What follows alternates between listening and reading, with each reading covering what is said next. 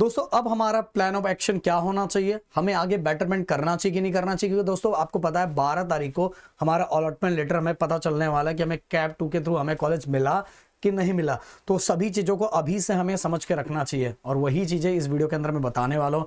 And दोस्तों पहले मैं इन्फॉर्म कर देना चाहता हूँ 13 तारीख के दिन इंडिया का, पूरे इंडिया में सबसे ज़्यादा चलने वाला प्रदीप गिरी एकेडमी, जिसके कोर्सेज सबसे ज़्यादा फेमस है गाइस, 13 तारीख को लॉन्च हो रहा है। ओके, अभी हम कुछ ही यूनिवर्सिटीज का लॉन्च कर रहे हैं जिसका सबसे ज्यादा मांग होगा। वैसे हमारे 2 बैचेस होते हैं, प्रो एंड प्रो मैक्स।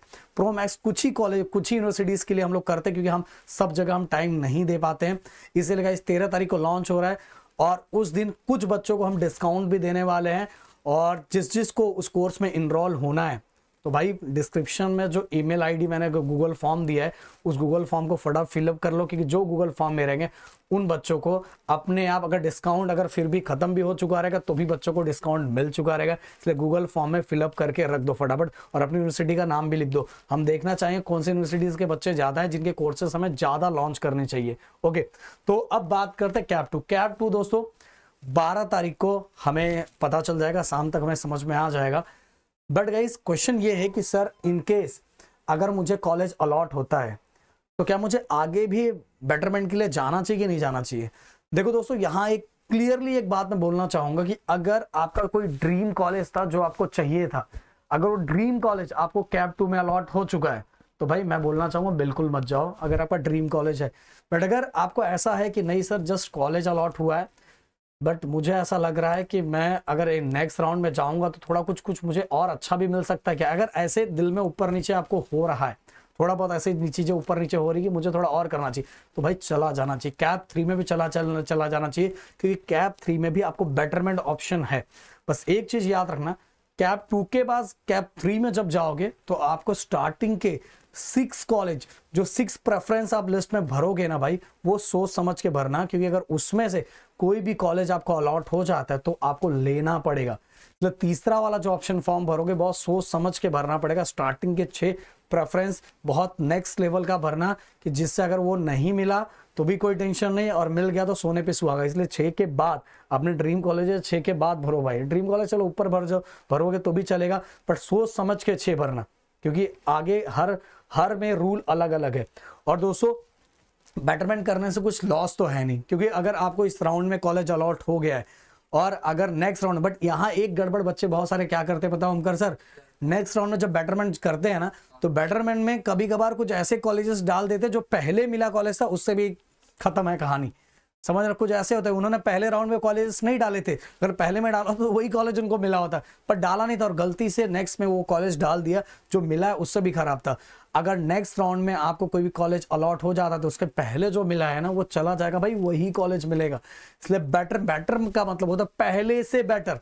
इसलिए जब भी आप बेटरमेंट के थ्रू नेक्स्ट में अगर ऑप्शन फॉर्म फिलअप कर रहे हो तो याद रखो आपके कॉलेज लिस्ट के अंदर पहले से सभी बेटर कॉलेज होने चाहिए। ये नहीं कि उसका ग्रेड डाउन हुआ है और वो आपने कुछ फोकस नहीं किया, बस आपने कॉलेज फिलअप कर दिया, ऐसा बिल्कुल मत करना। ऐसे बहुत सारे बच्चों ने गड़बड़ किया हुआ है, तब चाह के भी कुछ नहीं हो पाएगा।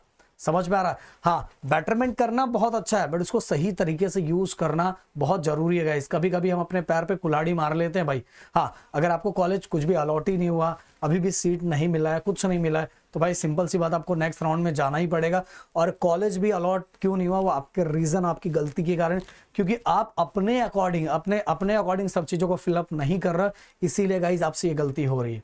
समझ में, आप इधर उधर का सुन के कुछ भी उठा के लिस्ट आप देख के कैसे भी कर दे रहे हो, किसी का भी लिस्ट कुछ भी मिल जा रहा है डाल दे रहे हो, नहीं भाई, आपको खुद पे फोकस करना पड़ेगा। क्योंकि देखो गाइस मैंने आपको बताया था कि ज्यादातर कॉलेजेस इस मंथ के एंडिंग में बहुत सारे कॉलेजेस स्टार्ट हो जाएंगे एंड सभी, अगर आप सेम यूनिवर्सिटीज के अंदर जाने वाले हो तो सबके एग्जाम सेम टाइम पे स्टार्ट होने वाले हैं, तो आपके लिए जो गैप टाइम होगा ना वो आपके लिए ही होगा। इसलिए बोलना चाहूंगा कि अगर आप पढ़ना स्टार्ट, क्योंकि देखो सेमेस्टर बोला जाता है 6 महीने का, होता बहुत कम टाइम का है गाइस।